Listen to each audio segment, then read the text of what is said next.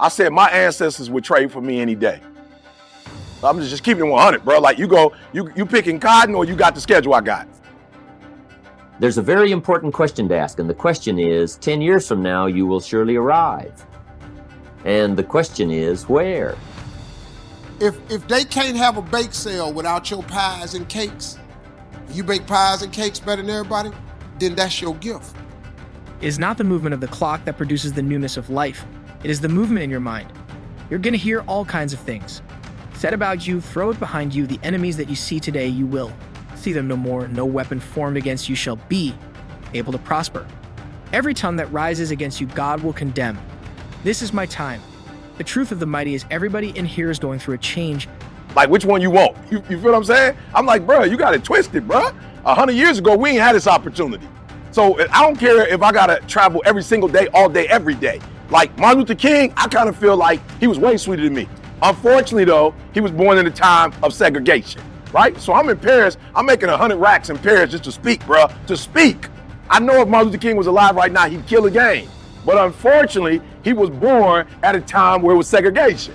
So the first thing I need to just tell y'all flat out, because some of y'all don't get 120, and you don't get 120 because you take this opportunity for what? Come on, talk back to me. You take this opportunity for what? You take it for granted, bruh. So the reason why I'm so passionate, the reason why I'm grinding, because every day I wake up like I'm in first class, bruh.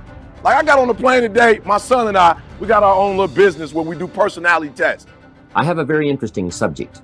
I call it 5 simple steps to go from average to fortune. Let me give you this simple little talk. How to go from average to fortune. There's 5 simple steps. You might like to make a note of them. Here's the first one. Get serious. That's number 1. I don't know any substitute for that. You've really got to get serious. You don't have to be grim, but you must be serious. I know a guy that's got 6 jokes keeping him from becoming wealthy. He's not known as rich.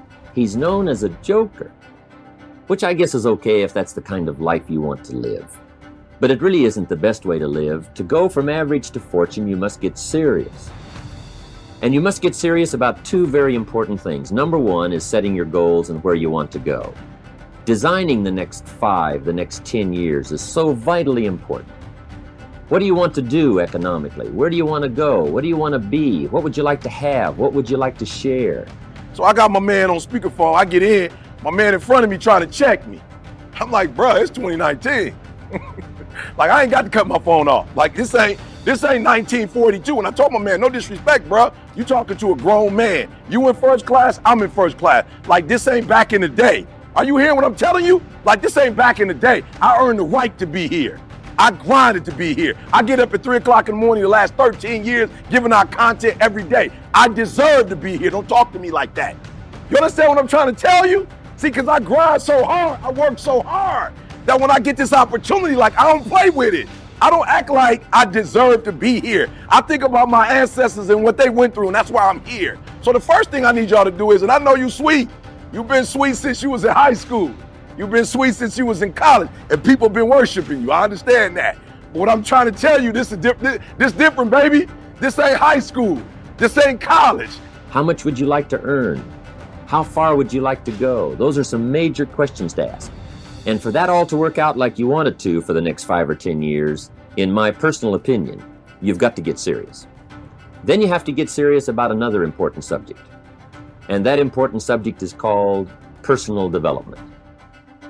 Personal development is striving hard to become the kind of person that you want to be.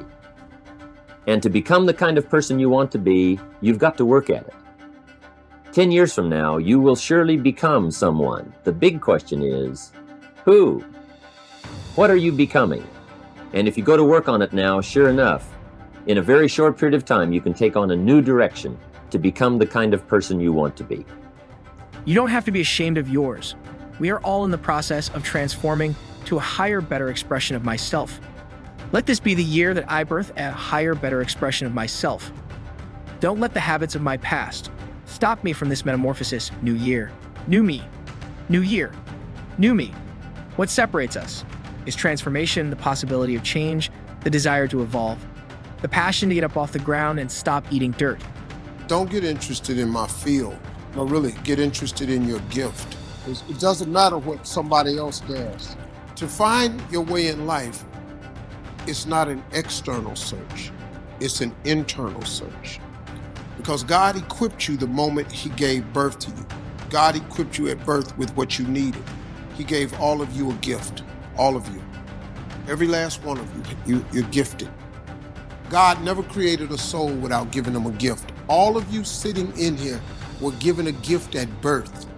He put it inside you. You ain't got to look under the ocean. It ain't on a mountain. It ain't under no rocks. He put it in you at birth. He gave you a gift. It is the thing that you do the absolute best with the least amount of effort. That's your God-given gift. That's the thing you should pursue. The scripture says your gift will make room for you. I'm excited to be here and also challenged. The excitement is, this subject is one I'm most passionate about of all the things that I communicate or worked on or focused on in my life. And that's because I believe if you're not happy in your intimate relationship, you're not happy. Because no matter what happens, no matter how much love we have from our children or how much we accomplish in our lives and how much we achieve, I personally believe in our soul, everybody wants that experience of aliveness. So I'm not just about marriages. I had 4 different fathers, so I know the impact that things can come from being in a position where families don't stay together. But frankly, I wouldn't have changed it. To see my mother miserable and unhappy, to stay with somebody, which is what she did with one of those relationships for 10 years, I wouldn't want to see her do again. So I'm not for the institution by itself. I'm not for the relationship. I'm for the people in it. And what I really believe, though, is it's a critically important institution, and I've supported it amazingly, but I want to make sure that the people within it don't just settle for being able to say, I'm still married. I'm tired of doing what I used to do. If I always do what I've always done, I'll always be where I've always been. I'm going to throw it behind you, somebody in this room that nobody would think would be in a church tonight. But you drew them to this place tonight because you want them to be a new me and a new year and have a new attitude and a new mind. Because the real battleground is in your mind. That's where the fight is you lay down with it. And put you in the presence of important men. That's what your gift will do for you. Everything else you're doing has nothing to do with what God created you for. And if you're unhappy with your life, if you haven't figured your life out, if you're thinking there's more to your life than it is, it's because the only reason you have that question is because you're not living in your gift. Once you discover your gift, there lies your greatest chance for success. That's what God gave you, equipped you with to be. You just got to quit looking at gifts as running, jumping, singing, and dancing. Babysitting is a gift. If you're a smart student, smart is a gift. If people come to your house and in your kitchen to get their hair done instead of going to a salon, you do hair. That's your gift. To me, that's not an accomplishment. One of the things that we found is we meet couples, and very often people say, you guys seem like, you're newlyweds, or they'll ask us, did you guys just get married, which we're really proud of after 12 years.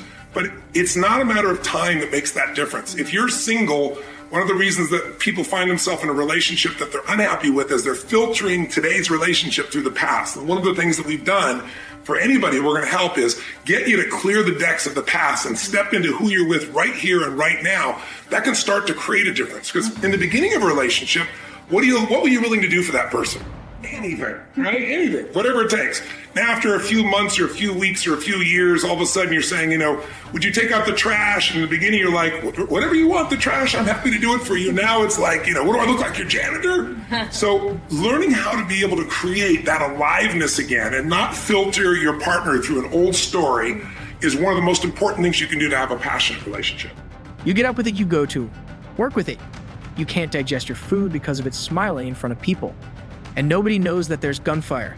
Going off in your head, it's not geographical location, it's not debt, it's not money, it's not haters, it's not enemies, it's not liars, it's not backbiter, that's not the battleground. Stop wasting your weapons on what people say, because it is not what they say about you that matters. Is what you say about you that threatens your destiny. You will never be defeated by what they say about you, you will be defeated by what you say about